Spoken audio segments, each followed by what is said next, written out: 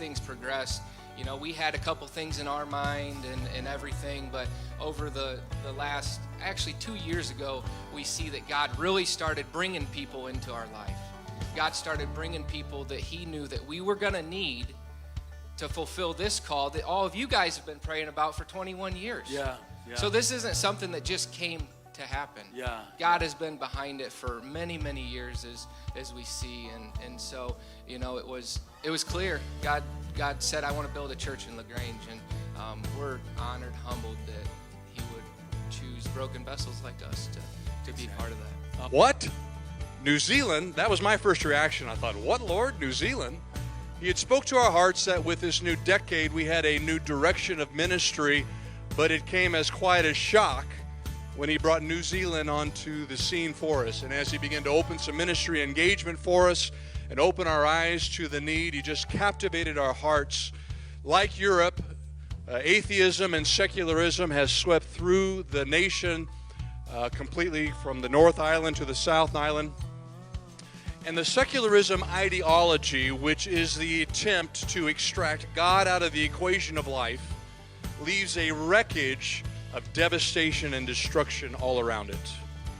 And specifically, God is leading us to Auckland, the largest city on the North Island, 1.5 largest city in the nation, 1.5 million very ethnically diverse population there.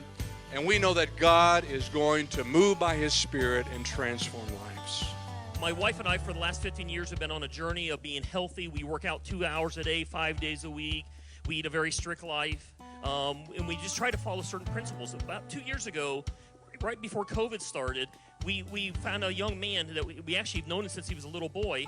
He's third, fourth generation living in Madagascar, but he's from India.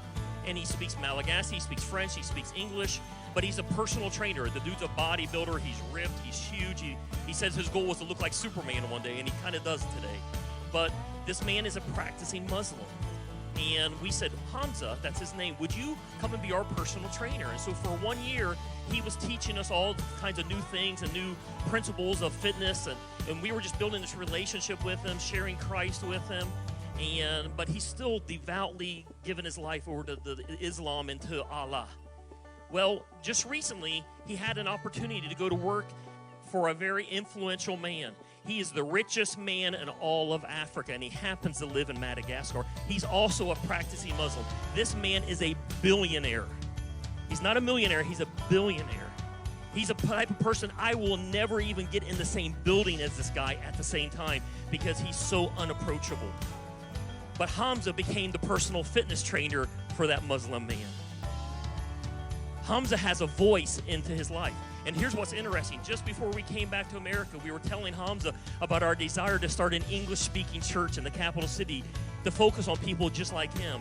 And Hamza, this practicing Muslim, said, when you start the church, I will come to your church and see what this God is all about.